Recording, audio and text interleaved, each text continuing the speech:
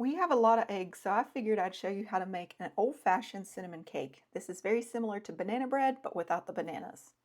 The first thing you're going to need to do is grease and flour or line a 9 by 13 pan. That's 23 by 13 centimeters. I just use a scrap piece of parchment paper to make it easy.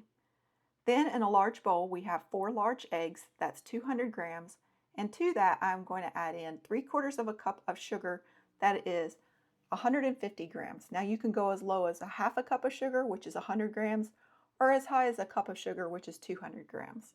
But I find 3/4 of a cup of sugar is a pretty good place to start. Next, we're going to add in 1 teaspoon of vanilla, that is 5 milliliters. And we're going to give this a quick stir. Now you may be tempted to put the cinnamon in here, which is 1 teaspoon or 2 grams, but don't do that. You want to put it in with the flour mixture because if you put it in with the eggs, it'll become lumpy and you'll have bits of cinnamon everywhere. You don't want that. Next, we're going to add in some oil, 3/4 of a cup or 180 milliliters. You can use canola, vegetable, any type of oil you like. You can even use melted butter.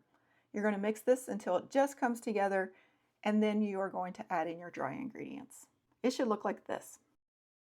Again, we added 1 teaspoon or 2 grams of cinnamon. You can go up to 2 teaspoons, but I recommend no more than 1.5 teaspoons because it can start to become bitter. We're going to add this to 1.5 cups of self-rising flour. That's 225 grams. If you do not have self-rising flour, you can use 1.5 cups of all-purpose flour, add in 1.5 teaspoons of baking powder, that's about 6 grams, and 1/2 teaspoon of salt, which is about 2.5 grams, and mix those all together.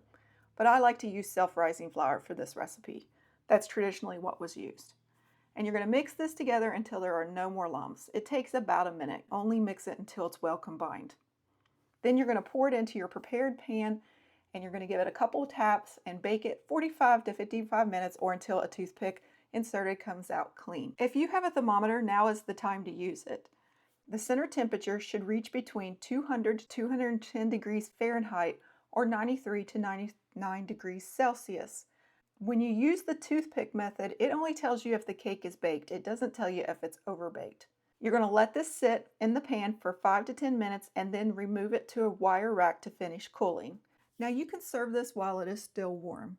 Even though this is called cinnamon bread, it is also known as cinnamon loaf cake, and it's somewhere between the two. I have found if you add a powdered sugar glaze on top, it reminds you a lot of cinnamon rolls actually.